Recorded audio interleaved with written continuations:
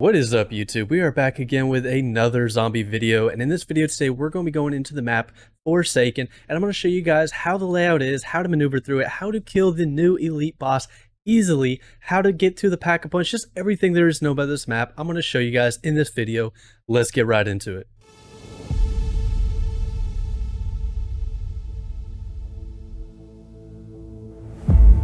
If you guys are not already subscribed, feel free to hit that subscribe button because I post zombies, tips, tricks, and guides every single week, and I'll be covering everything there is to know about this Forsaken map. Also, you can follow me on Twitter or join the Discord. Links to those will be in the description below. Now, when you first spawn in, you're going to be introduced to the staging area where you can also find death perception. Now, this staging area is a little bit different from most starting rooms that we're used to because here, the only way out of this is one portal and you will have to activate it, but if you do not activate it, the zombies will spawn in limitless. Now, what I mean by that is, unlike the Rampage Inducer, when you activate that, the zombies, they run in quickly. There's a shorter time between the rounds, but they're also super sprinters immediately. But in the spawn room here, the zombies will immediately spawn in, and there is no round change. If you do not kill any zombies, it'll keep going to the next round and the next round and the next round until you hit the cap of the amount of zombies you're allowed to have in the map. Before you know it, you'll be at round 6 in here with 6 waves worth of zombies without even leaving. Now, this is amazing. I actually enjoy this unlike other maps because I like to stay at the spawn and get enough points to go ahead and open up the whole map before I leave. And literally, I was in here for maybe about 3 minutes and I was already at round 9 and I had all the points I needed to completely unlock this map.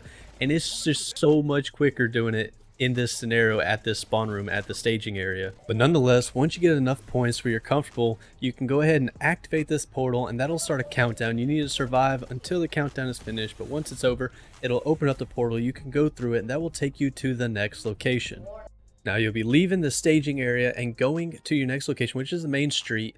But a good thing to note is every time you go in or out of a portal, there is a map right next to it that'll show you all the locations, all the different areas, and literally where you're at and where each portal will take you to the next location. But as you can see, this map makes up 5 smaller locations. Obviously, we have this staging area where we just came from. We have the main street where we just went to. Next, we'll be going to Anytown. Then we'll be going to the bunker and then to the observation tower. And all together, these make a complete closed circuit, a complete loop. The portals are not randomized. You will be going to every single location. So if you make your way all the way through it, you'll be right back at the staging area where you began. But now, since we're at Main Street, we pretty much just got to make our way onto the street itself. And at the top, you can find the portal, the exit portal, that takes you to the 3rd location. In order to get to that portal, you just got to make your way into the left or the right door, go up the staircase, and you can find it on the catwalk connecting the 2 buildings together.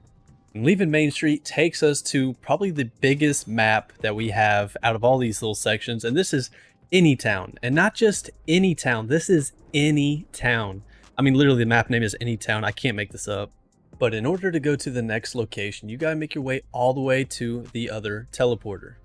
Now, once you get close to it, it'll start a dialogue saying that you need to get 4 parts to repair the portal so you can go to the next location. And in order to find the parts, you can see these exclamation marks that pop up on your screen when you get close enough, or they're always shown on the minimap.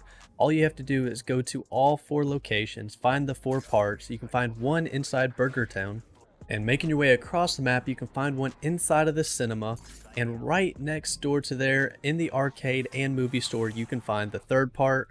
And on your way back to the portal, you can find the 4th and last part inside the TV store. Now, once you have all 4 parts, you can make your way back to the portal and you can fix it by, it's pretty much the same animation as if you were crafting on a crafting table. But once it's completed, the portal will open, it'll turn on, and you can enter it going to the next location. Now, leaving Anytown, it takes you to the bunker. Now, this one's pretty simple place. It's just literally an L shape until you get the lockdown released. But anyway, so you walk down this hallway, takes you to a door. You just buy that door and it takes you to this amazing looking hallway, this corridor, whatever you want to call it.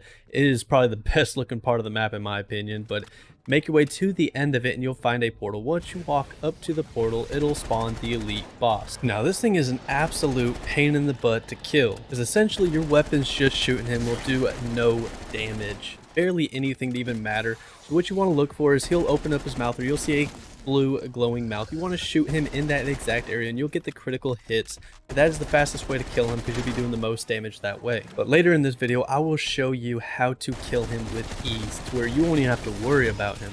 But once he is dead, you want to go ahead and make your way into the portal, going to the final location. So leaving the bunker, this takes you to the observation tower, which in my opinion is the most important room.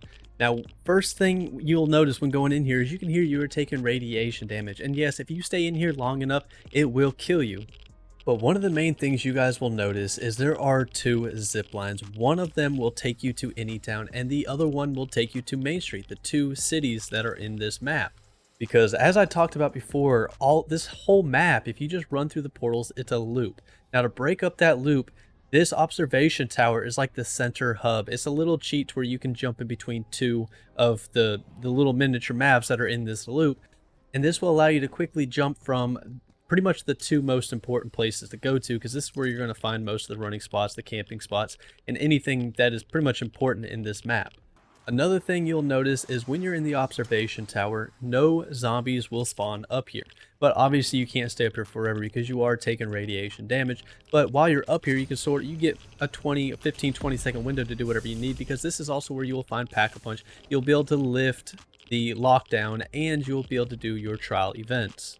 But now, since you guys know the layout of the map, let's get into the other details of the maps that will help you along when playing in this map.